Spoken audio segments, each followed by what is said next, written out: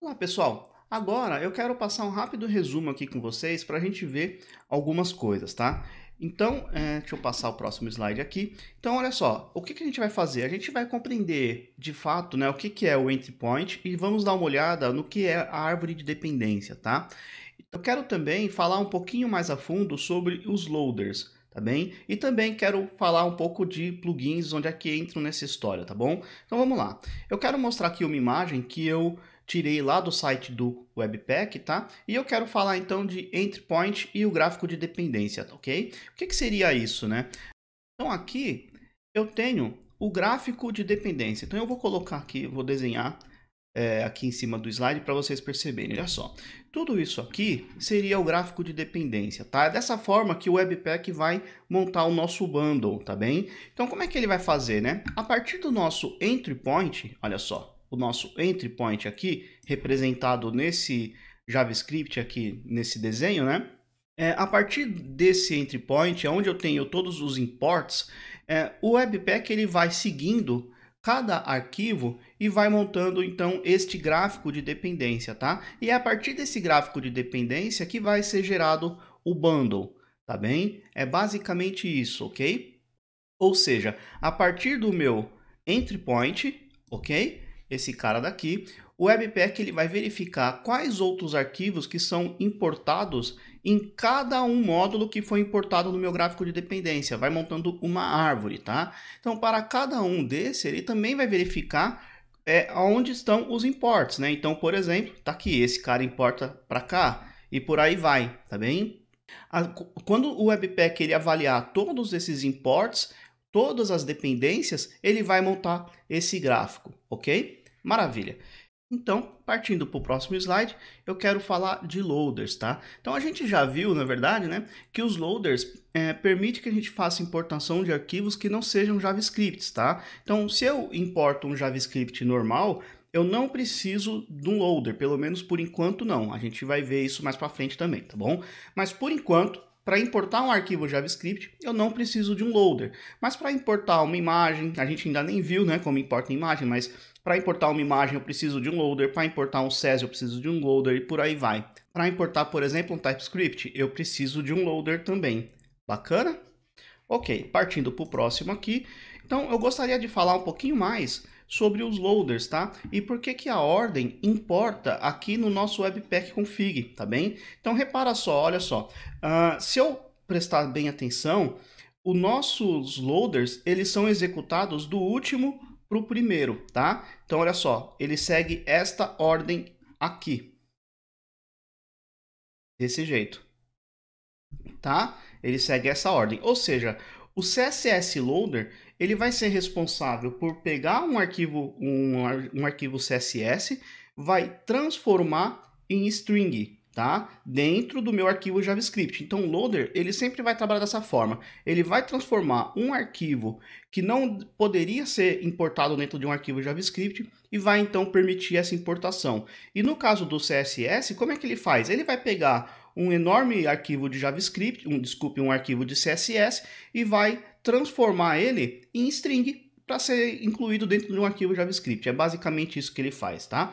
E o e o Style Loader no nosso caso, o que que ele vai fazer? Ele vai pegar todo o arquivo gerado, ou seja, toda a string gerada pelo CSS Loader e vai colocar aqui dentro do style, lá no HTML, tá bem? Tanto é que com o CSS Loader, né, utilizando com o Style Loader, eu nem preciso de uma variável, tá? Por exemplo, eu não precisaria fazer algo desse tipo, eu vou escrever aqui na tela mesmo, ó. Eu não precisaria fazer algo desse tipo, let ou const, tanto faz, let style igual a import. Eu não precisaria fazer isso, tá? Se eu estiver utilizando o Style Load, basta que eu tenha aqui, deixa eu fazer aqui embaixo, basta que eu tenha o import desse jeito, import desse jeito, e aqui o meu arquivo style.css, ou sei lá o que, tá? Style.css, alguma coisa assim, ok, pessoal? Basta que eu tenha isso, eu não preciso armazenar numa variável, por quê? Porque o retorno deste, deixa eu dar um ESC aqui, Porque o retorno deste CSS Loader, desse CSS Loader, vai ser jogado dentro do head com o Style Loader. Bacana? Então lembre-se disso, a ordem é muito importante, tá? Indo para frente, eu quero agora falando a mesma coisa, né, de loaders, também com relação ao SES. Então repara, no primeiro caso eu transformo um SES em CSS, tá? Então esse primeiro loader vai carregar um arquivo SES, o segundo vai transformar em arquivo CSS normal e daí segue o jogo, né?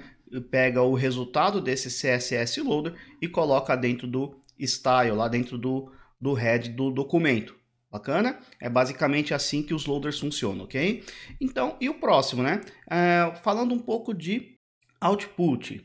O output nada mais é do que o JavaScript gerado com todos os módulos incluídos dentro dele, tá? Basicamente é isso. A gente já viu isso, na verdade, só estou fazendo um rápido resumo, tá bom? Bom, e aí eu quero falar agora de plugins, tá? Então, plugins, qual que é a diferença básica de plugins para loaders, tá?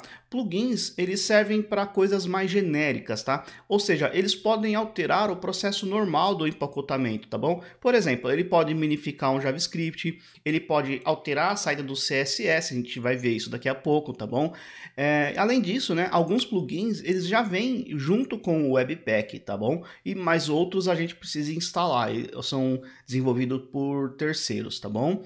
Então, uma outra diferença bem marcante de plugins e de loaders, né, é que o loader, para ele funcionar, a gente apenas basta o nome do loader lá no nosso Webpack Config, ou no máximo a gente passa um objeto de configuração, mas ele ainda assim são apenas strings dentro desse objeto, tá?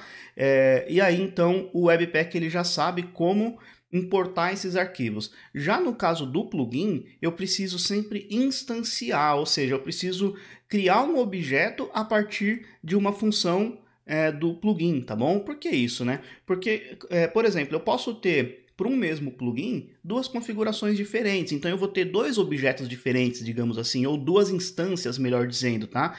Então, sempre, para a gente trabalhar com o plugin, a gente sempre vai precisar criar uma nova instância, ou seja, a gente vai utilizar o operador new do JavaScript, tá bom? Maravilha. Que mais? Bom, então aqui eu quero mostrar o que está por vir, tá? Então vamos lá.